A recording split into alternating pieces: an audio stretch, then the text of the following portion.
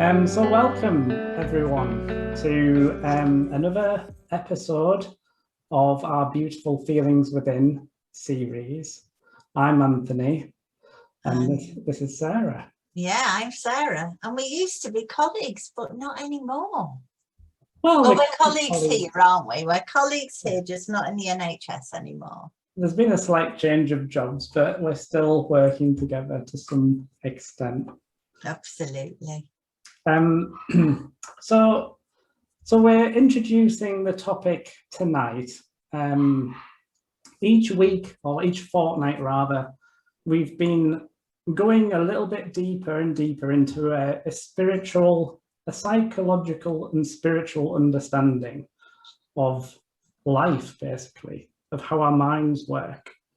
And we're going to come on tonight to talk about spirit, the word spirit, but what it conveys. And it's going to be centered a little bit around, I guess, our experiences, isn't it, Sarah? But hopefully wanting to hear from people. But as we've seen across the country, many sites are not protected from the sea by marshes. The mute, Jackie. Dirty. Sorry about that. So we're going to talk a little bit about our experiences of hearing and coming across spirituality in a way, and I guess talking from our sort of thinking and experiences before all of this, and these sort of what we call light bulb moments where it seemed to make a bit, well, certainly for me, it made more sense when something clicked, as opposed to it being, sorry, yeah. I was going to say there's something important for me about just being open about the word and what you feel about it, because I know when people first started talking about spiritual understanding to me, I just reeled and thought, oh no, I don't like this, and I guess I'd had a kind of longish history of kind of traditional psychological work and working in the NHS, and so the idea of spirituality for me just felt, no, it's not for me, thanks very much. Yeah. So we want to bust some of those myths as well, and I guess help people to see that whatever it means to you is okay. Yeah. So perhaps we can start. Do you want me to start, Sarah, just sharing a bit of my story about that, and perhaps then we can come to you next, and yeah, and anybody else, Ellie, if anybody else wants to sort of share after that as well. Yeah. Feel free. Do not feel that it's all us talking. That would be really dumb. So I'll start us off, and so my kind of story kind of starts, I guess, in probably like when I was younger, to be honest. That, you know, I probably never planned to kind of be here tonight talking about all of this, to be honest. Probably if someone had told me this is what I'd be doing, I'd have been quite surprised, to be honest. Pleasantly surprised, but it wasn't in my mindset early on. I was all for sort of engineering. I had interests, you know, and I enjoy sport. And growing up, I was hoping to go into engineering, but I quite enjoyed teaching abroad and working with people. So that's kind of led me into mental health nursing and starting in the NHS. But I guess my mindset very much from training, like you were saying, Sarah, was very much learning about how to treat problems in a way, how to help people problem solve and do psychological work. Psychological work being evaluating our thoughts, expressing our feelings, that sort of stuff. So I remember being a student nurse and having a sort of placement at a private hospital. And I think my first sort of experiences of Reiki, drumming and things, I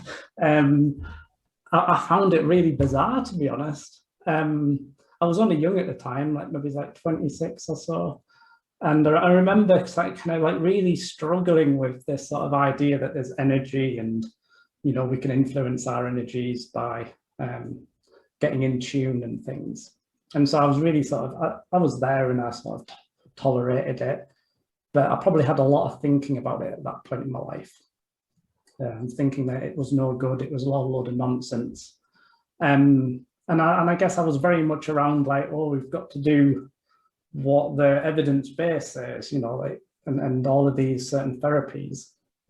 But I remember the healthcare assistant at where I was like doing a placement saying to me, oh, you know, it's okay if you're not into this, if you're not spiritual, you know, like if you think that you're not spiritual, that's fine. Don't worry about it. You know, you'll figure it out, you know, as you get older.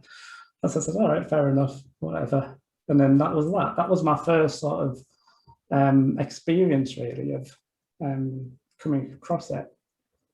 And so the years just went by, and you know, I tried my best with people I worked with. I think I was wanted and cared to kind of want to help people.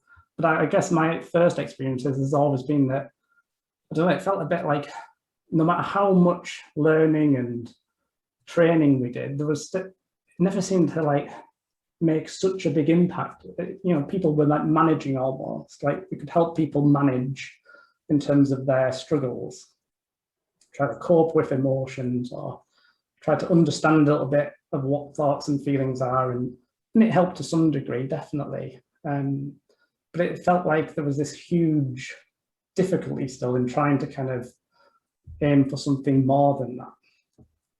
And it was a point, I think, when we started working together, Sarah, in the sort of service we started at 3 years ago, was it?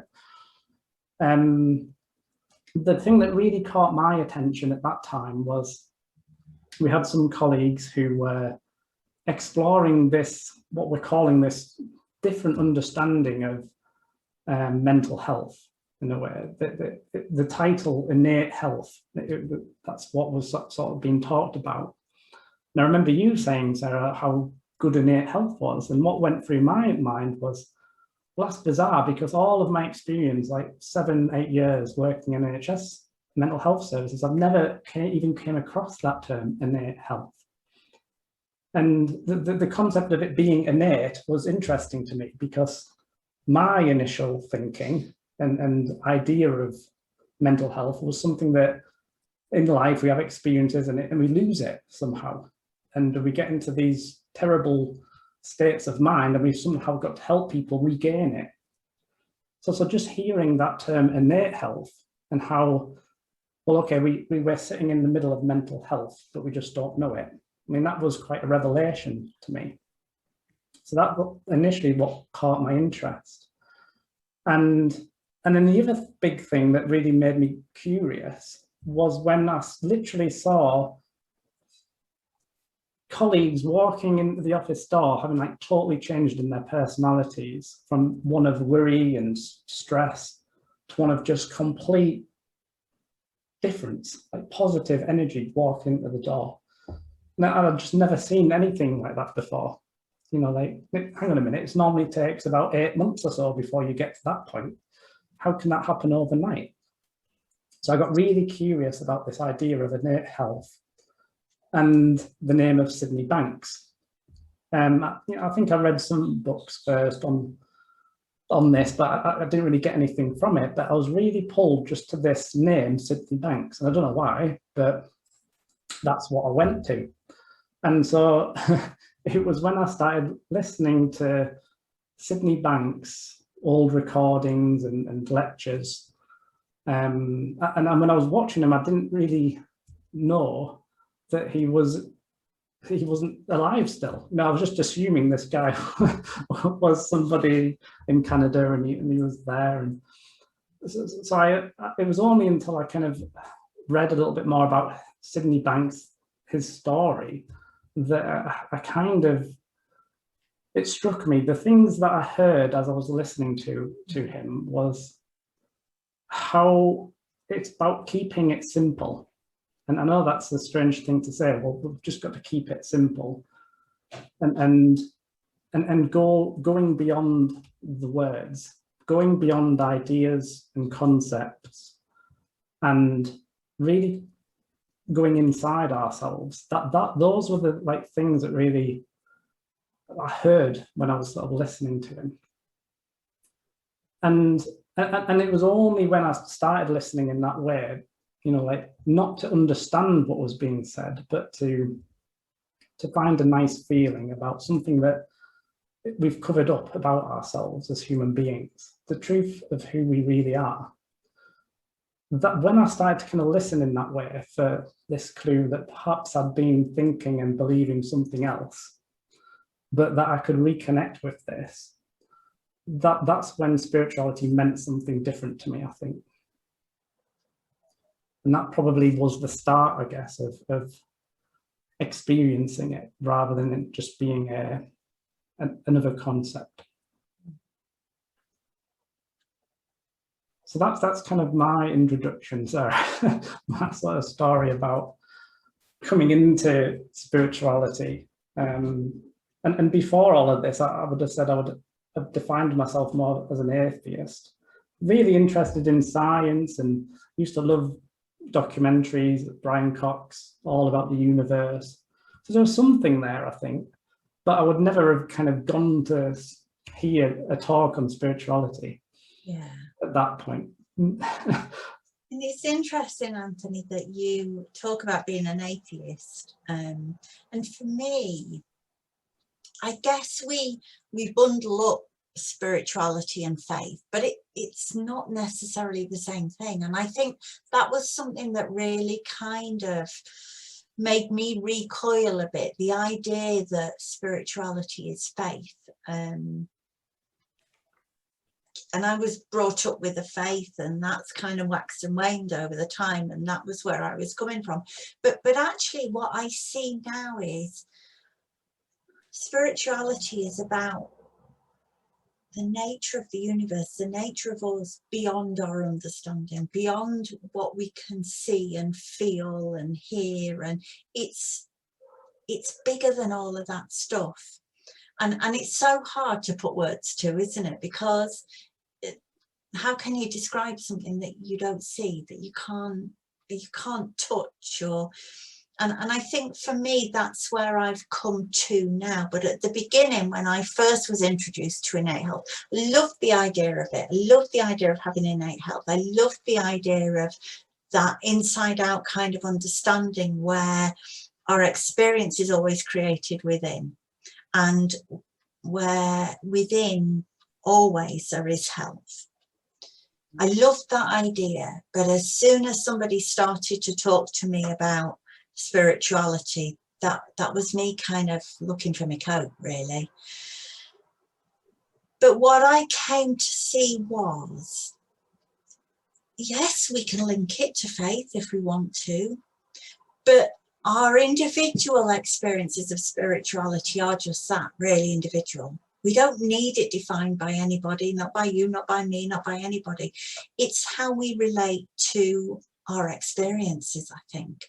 And what really helped me to kind of experience more deeply my sense of spirituality was nature, was, you know, I remember talking to somebody about this, and so how come the leaves grow on the trees in the spring?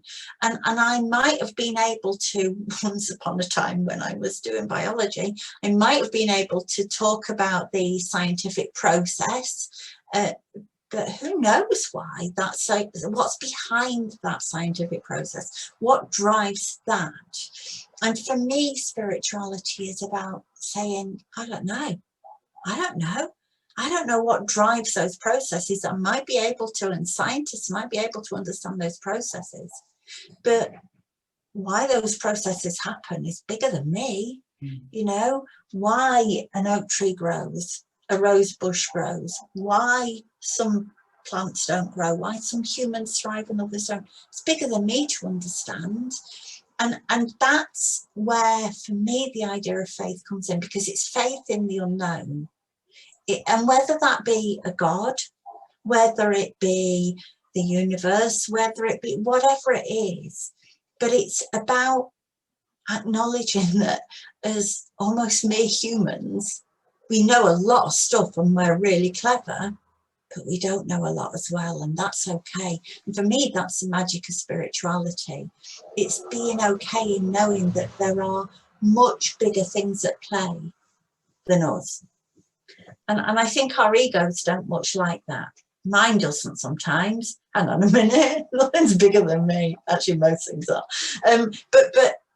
But I think it's about being okay with, yeah, we have egos as human beings. We live in our human world and we show up as humans. And we have this spiritual world that we dwell in without even knowing. And whether we choose to acknowledge it as spirituality or whether we don't, it's there. There's something that surrounds us. There's something that, you know, I might know the principle of gravity, but I don't know how, why, you know, the idea that the tide comes in and out because of the moon. I mean, what an incredible thing to think about. It just blows my mind. And yes, you know, we can look into why that happens, but we can never quite know what's behind why it happens. And that for me is the essence of spirituality. And I think, rightly or wrongly, I probably am more comfortable in holding that space within the nature in which we live. Probably more comfortable than talking about a religion or a faith, because, you know, religion is often made up of humans, and we're all flawed as human beings, and that's kind of cool. That's how we're meant to be. But it's something bigger than that, isn't it? It's a belief in what we don't know, and it's a trust in what we don't know. It's trusting that there is something beyond what we can know and understand, and just sitting with that. However we do that, you know, however that looks to us will be unique to every one of us. And that's the cool bit about this. You know, for me, spirituality doesn't anymore. And, you know, we still work in the NHS, and it's not a word that's used often in the NHS still. And, you know, we may well get some looks of horror if we do use it. But I'm not talking about spirituality in terms of faith. I'm not talking about, do you believe this? Do you believe that? For me, it is an essence of the unknown. And it's kind of as simple as that. Yeah. And there's loads of things that we don't know. And that's cool, and that's all right. And I hope, I really hope that one day the NHS can be cool with not knowing everything.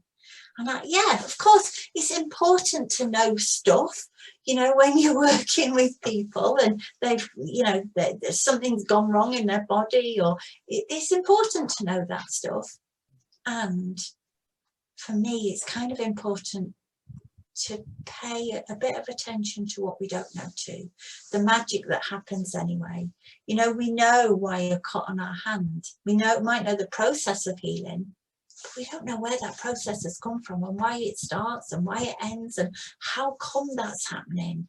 We don't know that stuff, and that is, you know, when we look at it with almost a child's eye, it's magical. And that for me is what spirituality is. It's that magical essence of not knowing.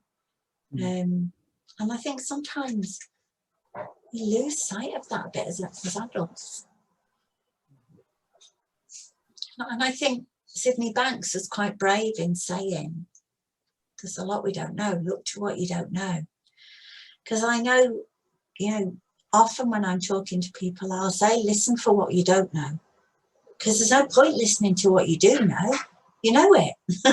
Listen out, look out for what you don't know. That's where to be curious.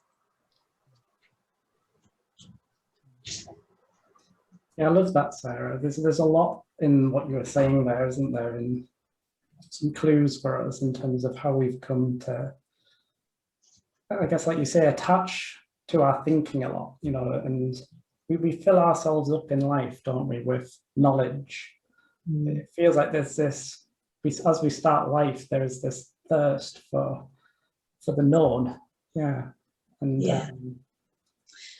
And I think, you know, we both work in the field of mental health, which often is in the guise of mental ill health. Services are quite good at focusing on illness. And, I'm not saying that that's wrong, but I guess for me, the joy is in helping somebody see the health that they hold as well, no matter how their struggle looks. And that's partly where spirituality comes in for me. I was talking to somebody earlier today about the idea that we can have all sorts of psychological or physical illnesses, but our spirit is untouched by that. And I don't know what our spirit looks like. I don't know what our spirit even is. I don't need to know. But for me, there's a depth to every single human being that's much greater than the cells that make us up. And that for me is spirit. And that's that part of us that is never impacted by physical health, emotional, mental health. It's there and it's pure. And life happens to us. And sometimes in life, our bodies struggle for whatever reason. And there's illness happens, there's pain happens, there's whatever happens. And there's still our spirit. And that isn't changed. It remains, A lot of people know that I had 15 years of anorexia, but even through that, before that, during that, after that, my spirit's carried on through. It's not been touched by any of it. And even now thinking about that, I have goose pimples, because when I was unwell, I didn't know that I had that spirit that was untouchable. And I kind of wish I had, but I know now, and of course, as a human being, sometimes I lose sight of my spirit. It's still there for me and it's still constant for me, but I lose sight of it sometimes, and I get caught up in a lot of thinking. And then I come back to knowing, actually, I'm just as I need to be. And that part of me that is untouchable remains. So that's a really nice thing to know, isn't it, Sarah, that there is something, no matter how lost in our minds we get, there is still something that is there to guide us in life. Yeah. That's the thing. And it guides us not by pushing or pulling or tugging or forcing. It just is. And I think sometimes, I know when I'm working with people who are struggling, sometimes the pressures of, whatever that's around can impact, how do I help this person to see this, or how, and then I can step back and think, this person's going to see it when they see it. And I'll be with them and I can be beside them in all of that. And it isn't up to me to know when that person deeply connects to their health and their spirit. But it's a joy to be with them whilst they're going through that process. And it's trust in that process. I think spirituality and trust are a key for me. Nice. Ellie, you're nodding away. I'm just so loving everything that you've been saying. I don't know about everyone else, but it just feels like a warm hug, this whole conversation. It's beautiful because everything that you're saying, I'm thinking, and it feels like coming back home to, like you say, like we get lost in our heads. It's so easy. Our egos can be so entrapping and alluring and take up so much of our attention, especially when we're busy or vulnerable or stressed, or they get even more attractive to us. Yeah. But I guess one thing that I love about the universe and my understanding of kind of spirituality is, like you say, how kind of gently and kind of almost playfully it'll bring you back to that deeper understanding sometimes. Because I had an experience of this a couple of days ago, which really made me laugh, where I'd just been really kind of like up in my own head, and kind of like you were saying, the concept of spirituality for me was completely alien. So I'd never grown up with, the most atheist of atheist families. And I think my rule of thumb was always like, oh, that must be nice for others it must be nice for them to think that. How yeah, that's really sweet for them. And yeah, actually there was a lot that I thought about other people that's difficult to justify without some sort of spiritual or deeper understanding. Like I thought that humans were inherently valuable and deserving of second chances, and you know, all of these kind of things, and inherently resilient, and that kind of applied to everybody else. And so my kind of journey with spirituality has 100% been one of that it's relaxing into the kind of ambiguity and uncertainty and not knowing of spirituality is one of the kindest things I think I do for myself, because it allows me in to be part of those conversations. And it's been a process for me of unattaching and unlearning. So thinking, okay, I came across the understanding, I came across Sydney Banks, and I thought, okay, I'm not my thoughts. It looks like I'm probably not my thoughts, and like played around with that a bit, and that turned out to be the case. And then I kind of learned about the nature of the self and the ego, and I thought, okay, I'm probably not my ego then. That was another thing to go. And I thought, okay, so actually everything that's happened to me hasn't kind of broken me or changed me, or so I'm not my past in that case. Kind of more and more things kept coming up, like different layers, and I was just sort of left with, but there must just be something about that, there's more to me than kind of the sum of my parts, and the idea of connection. Sometimes I feel that really deeply and strongly, and sometimes I completely lose it, and I completely lost it. And I was sat in this cafe a couple of days ago, really in my own head, and I was like looking around at other people in the cafe and kind of thinking, oh, I wonder what they're thinking of me, and what do I think about who they are, and who are we in each other. And all of a sudden I just had this like hilarious moment where I just remembered that this was all going on inside my head, and that these were all just manifestations of things that I had created, and little kind of characters that I'd built up, and I was playing pretend with these characters and moving them around. And the thought that like popped into my head spontaneously was like, oh bless you, imagine putting this much kind of thought into analysing what essentially comes down to, you know, the spiritual, you know, the energy of the universe playing various different forms of dress up with all of these people. Yeah, here I am thinking, but what do we all think of each other? You know, and that just really made me laugh. And I think it's in those like moments of lightness that it's easier to come back to this understanding. Yeah, absolutely. Yeah, that's the thing, that's a brilliant word, I think, lightness. I think that comes with spirituality, that kind of, yeah, that lightness of soul, of spirit, yeah.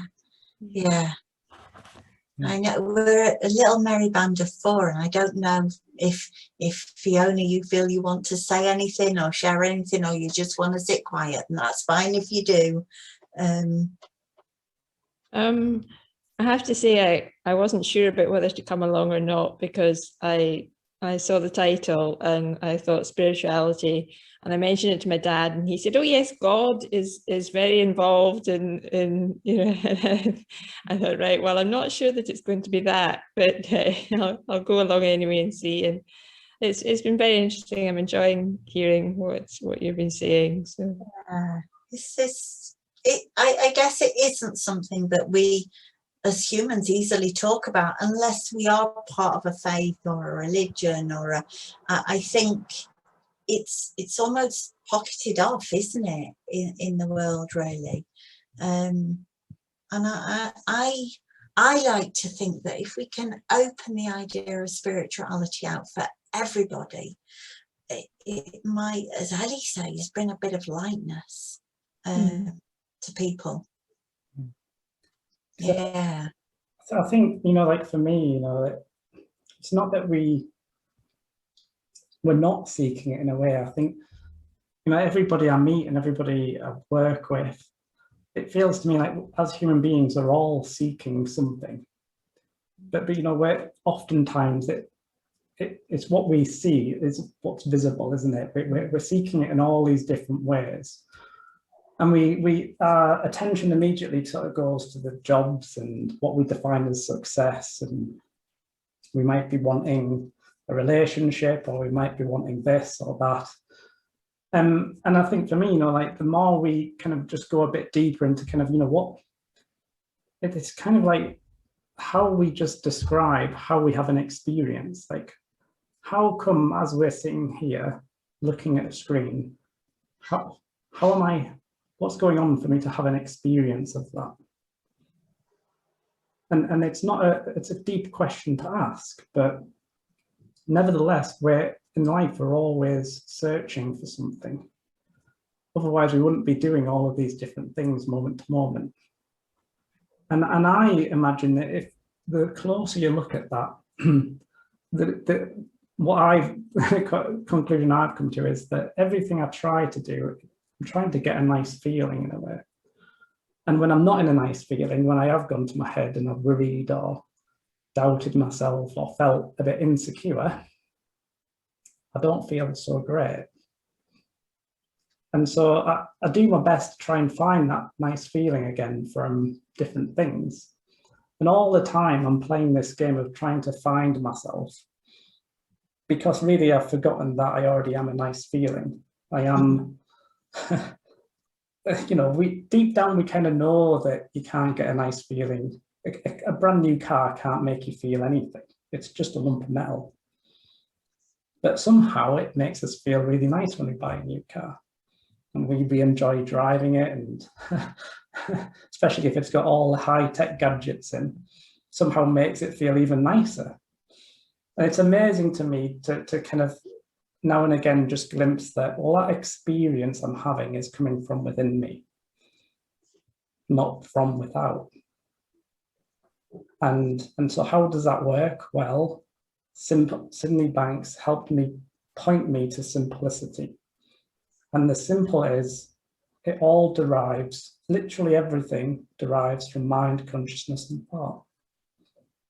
And you just take any one of those principles that we have as life. We are those principles in action. And if you uncover the nature of one of those principles, bingo, you've got it. And the smaller it is, the more power it has. Why? Because our personal minds all the time want to expand it. And that's just thinking, like you were saying, Ellie. Like, we play this game where we go, well, hang on, what if I think about that? What if I just evaluate that a little bit? Hang on a minute, mind, consciousness, and thought, right? You've lost it because you've gone to your heads, you see. And now it's so simple. But your mind goes, well, no, I'm going to play a game with this. And what you're trying to do, like, this is what I heard more and more from Sid Banks. Like, out of all of the people that are saying this and pointing to it in all these different ways, for me, the reason why it was so impactful for me, I think, is that it's just trying to say, look, just follow the principles, they lead you into it. And the principles are simply just mind, consciousness, and thought. You've already got them. That tree is mind, consciousness, and thought in action. You are mind, consciousness, and thought. And I can't do it justice, which is why we've kind of planned to play Sydney Banks' tape, really. And I know it's 20 minutes long, and it's probably not like a quick one, but I think the way he defines it is the most powerful for me. But yeah, I think it's trying to find a stillness in our minds so that we feel kind of what's at the center of our own being, in a way. And like you were saying, Sarah, like, it doesn't matter where you go for that. Like, there's religion, and there's churches, and there's mosques, and there's all sorts of people like pointing to that same place within us as human beings. What I loved about Sid Banks' kind of teaching, in a way, is just go beyond the words, go beyond the concept of what you think it is, and go within yourself, and there's something incredible to discover. But again, it's a simple thing to say, isn't it? Just look within. You go, no, I'm just going to look without for a while. And what's outside can't be in me. I'm looking in this direction all the time.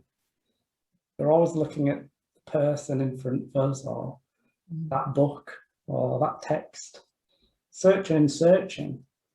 people seek spirituality, don't they? They seek this as an identity for themselves.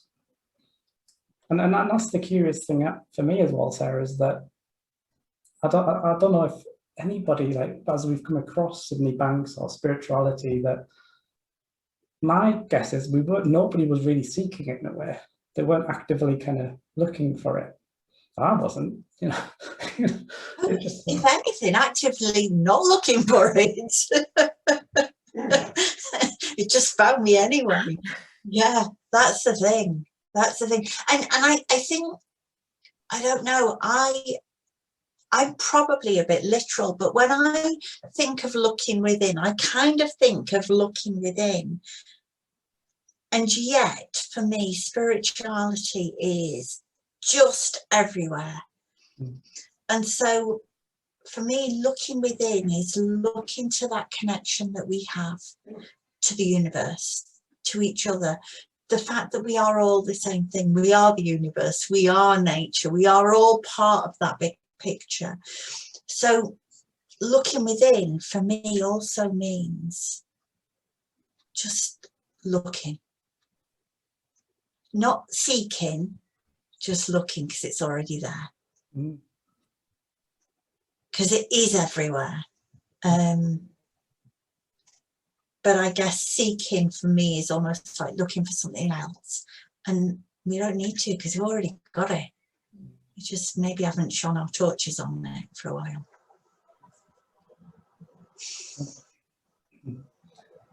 So before we go on to sort of end with the audio, does anybody have any more reflections or anything they want to share?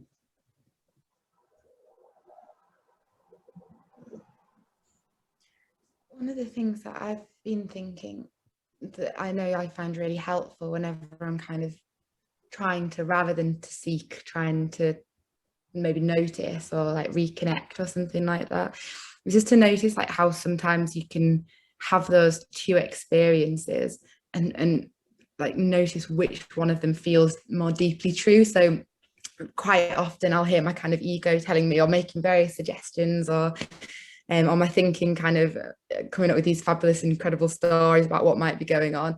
And I'll almost hear it at the same time as I hear something else much quieter often and much kind of calmer and deeper. And it's always that voice that feels more kind and loving and simple and true and applicable to everybody.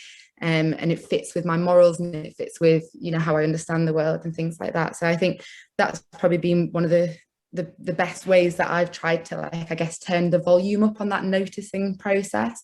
You just keep being like, oh, there's another moment where there was like two things going on, and which one of them feels, more true and more real and more kind of about the nature of the universe, and which one feels frightened and panicked and vulnerable and coming from a place of kind of ego. Because even though this one might be a lot louder, and when you do notice this one, there's like a real beauty in sort of easing back into that, for me at least. Yeah, I love that, Ellie, because it is that different. It's almost a firmness or a knowing that is so different from that kind of busy kind of mind. That's my anxious voice.